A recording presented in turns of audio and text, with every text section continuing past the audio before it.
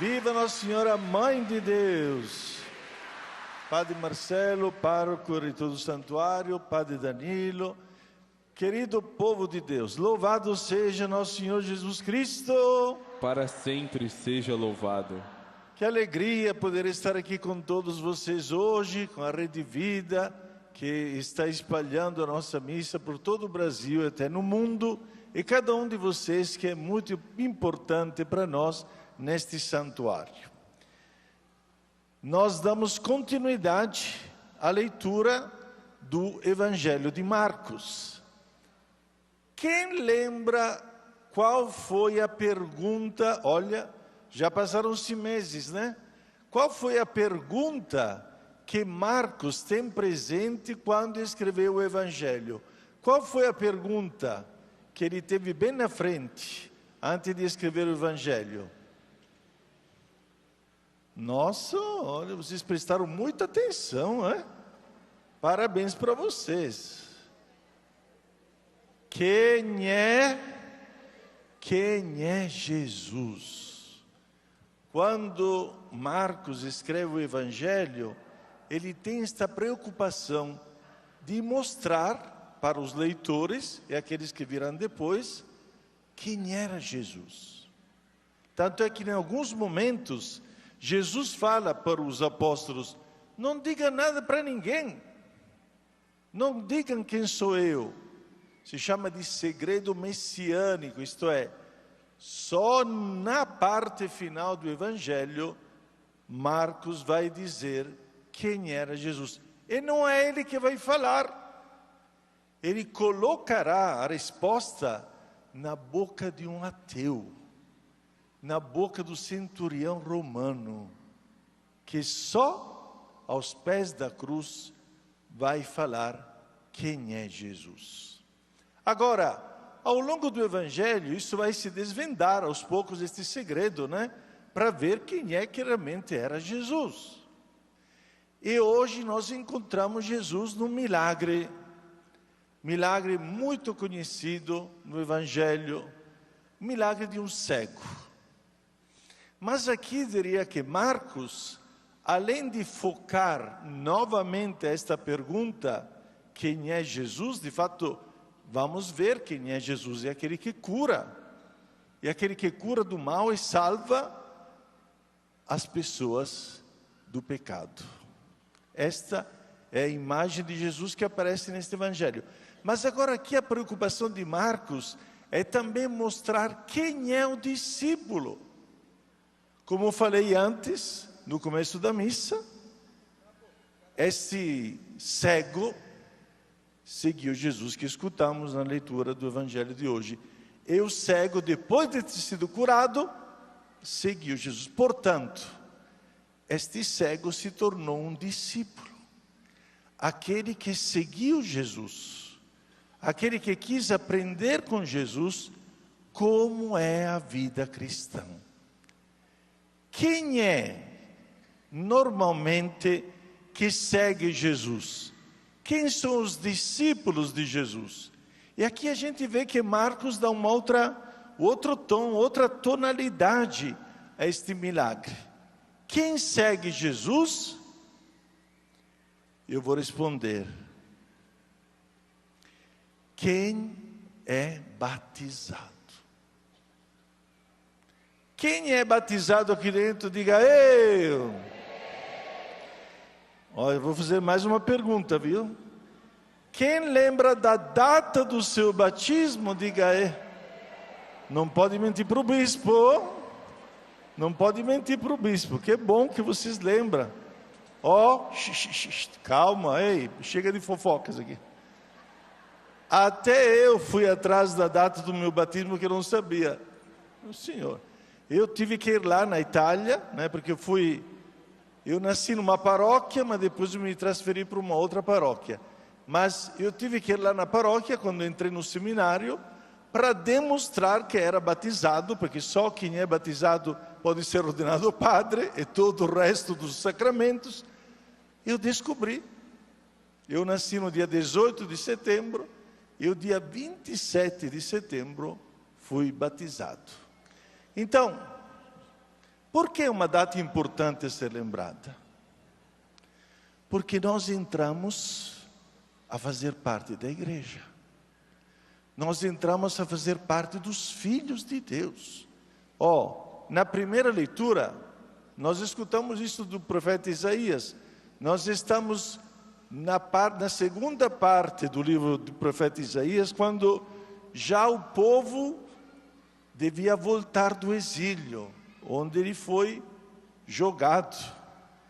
E, justamente na primeira leitura, Deus diz, através do profeta, eles chegarão com lágrimas nos olhos. É o pecado, é a deportação, é a escravidão. Chegarão chorando, mas eu tratarei como um pai. Sim, Deus é pai. Viver o batismo significa reconhecer que nós temos um pai.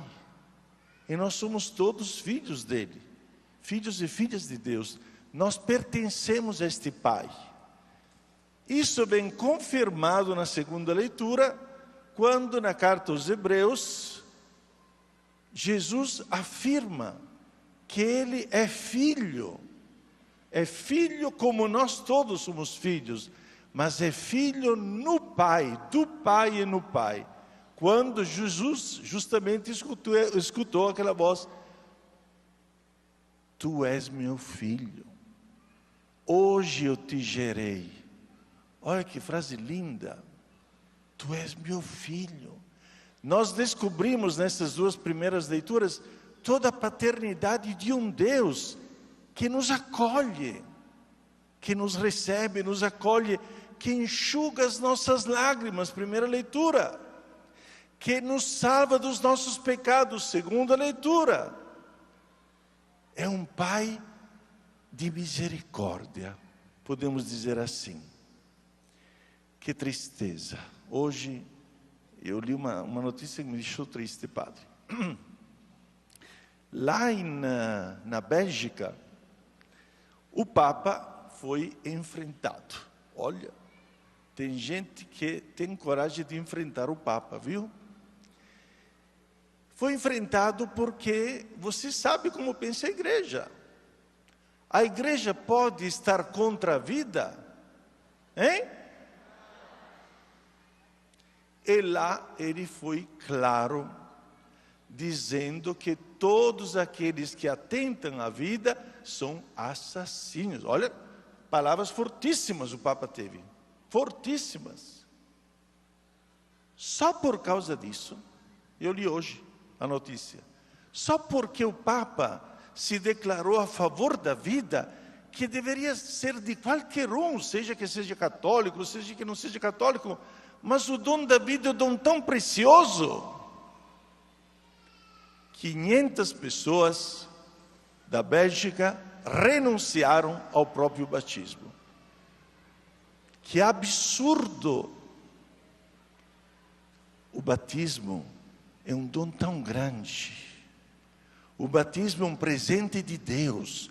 E ninguém pode negar o próprio batismo. Eu lembro quando estava em Blumenau, que veio uma família que já morava na Alemanha, dizendo: nós queremos que o nosso batismo seja negado. Nós não queremos que o nosso nome seja inscrito no livro dos do batizado. Tudo bem. Agora, meu filho, minha filha, fala lá de cima. Porque quando você é batizado, o seu nome foi escrito não só num livro terrestre, que é nosso, das igrejas, o registro dos batismos, mas o teu nome foi escrito no céu. O teu nome está lá guardado, porque você é filho, filha de Deus. Só Deus pode cancelar o seu nome. Quem sou eu? Para ver a importância que tem o nosso batismo, o sacramento do nosso batismo. E o que aconteceu com o nosso irmão aqui? O nosso cego. Aconteceu que ele, no meio de tanta gente, ele era cego. ele vivia há muitos anos nesta cegueira e também era mendigo. O que significa isso? Mendigo é aquele que pede, né? Pede esmola. Portanto, todo o trabalho dele era centrado sobre ele, porque pedia algo para ele, egoisticamente, para sobreviver, ele pensava só em si. Estava sentado, também esta posição de estar sentado expressa uma certa passividade. Nem se dava conta de ir fazer algum trabalho que hoje até os cegos trabalham. Não, ele estava sentado esperando que os outros pensassem nele, que tivessem pena dele. Mas quando escutou que Jesus passava, fez de tudo para chamar a atenção de Jesus. Reconheceu que ele podia sair daquela cegueira. E essa cegueira é a cegueira que nós temos antes do nosso batismo. Nas primeiras comunidades cristãs, os batizados eram chamados iluminados, porque estavam vivendo nas trevas e foram iluminados com a luz da fé. Então, esta cegueira é símbolo de quem ainda não encontrou Cristo, que ainda não foi iluminado pela luz da fé, pela luz de Cristo, portanto vive nesta cegueira. Mas o encontro com Jesus transformou a vida deste jovem, este moço, transformou. E é interessante porque cada detalhe deste evangelho é profundo. Enquanto Jesus passava, ele gritava, alguém mandava ele silenciar. Fica quieto, chega. Sabe o que me lembrei? Me lembrei daquela passagem do bom samaritano. Quantos passaram na frente daquele coitadinho que estava ferido e viraram a cara do outro lado? Insensíveis. Olha, que esse é o nosso pecado de hoje, a insensibilidade, a indiferença. O mundo vive, infelizmente, desta insensibilidade. O meu colega, o meu irmão ao meu lado pode até morrer. O problema é dele. Nestes dias escutei, estava lendo no jornal de um fato de uma senhora que foi assaltada, foi jogada no chão. Ninguém socorreu ela. Que absurdo. E depois a gente se acha católico, né? Eu sou católico, batizado, crismado, primeira Eucaristia, não sei o quê. A insensibilidade existe já dos tempos de Jesus. Mas, finalmente, Jesus se deu conta que tinha um pobre, coitado, que precisava dele. E mandou chamá-lo. É interessante estas três palavras: coragem, levanta-te, Ele te chama. Que bonito. Vamos repetir juntos estas palavras? Primeira, coragem. Segunda, levanta-te. Terceira, Ele te chama. De novo, Ele te chama. Estas três palavras revolucionaram a vida deste moço. Quando nós temos a possibilidade, eu faço experiência na minha vida, não sei, vocês padres também fazem essa experiência. Quando você tem que consolar uma pessoa, você não sabe o que dizer, e a primeira palavra que me aparece na cabeça qual que é? Coragem. Coragem. Está vendo que é uma palavra do Evangelho, não é nossa. Coragem. A segunda, levanta-te. Este verbo do levantar-se tem a mesma raiz da ressurreição de Jesus. Quer dizer, ressuscita.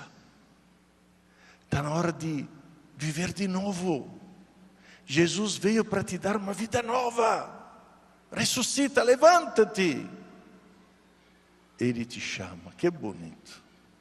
Vamos repetir de novo estas palavras. Primeiro,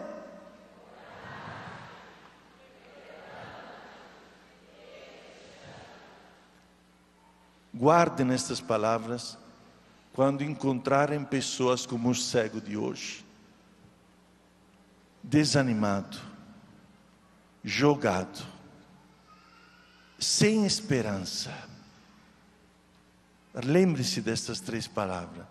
Levanta-te, coragem.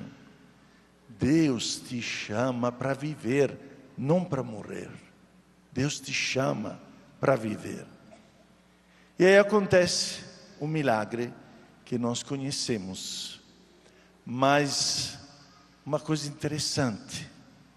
Jesus não falou, a tua fé te curou. Mas o que falou Jesus no Evangelho de hoje? A tua fé? Não, a tua fé te salvou. Jesus curou o corpo e a alma, mas remeteu-se ao quê? A tua fé. A nossa fé é poderosa, viu? A nossa fé pode fazer milagres, sim ou não? O Evangelho de hoje. Evangelho de hoje. A tua fé te salvou. Milagre maior é poder ser salvo por Jesus através da nossa fé. Porque na cidade de Jesus, lá em Nazaré, Jesus, diz o evangelista, naquela cidade que era a cidade dele, Jesus não fez nenhum milagre. Por quê? Porque não encontrou a fé. Não encontrou a fé. Agora aqui este coitado, jogado, sem esperança, mas tinha fé. E esta fé que nos ressuscita. De fato, ele, olha, eu repito, o Evangelho de hoje é maravilhoso. Todas as palavras têm um significado profundo. E daí ele jogou o manto que os batizados faziam isso na primeira igreja, isto é, jogava na roupa suja e colocava uma veste nova, a veste branca. Jogou a roupa dele, jogou o manto dele, que era a segurança dele, deu um pulo, olha só, levanta-te. Ressuscitou de fato, deu um pulo e seguiu Jesus. Quem gostaria de ser como o cego hoje, diga eu. Que bom. Cegos na fé, com certeza, para poder receber de Deus a graça que este cego hoje recebeu. Amém?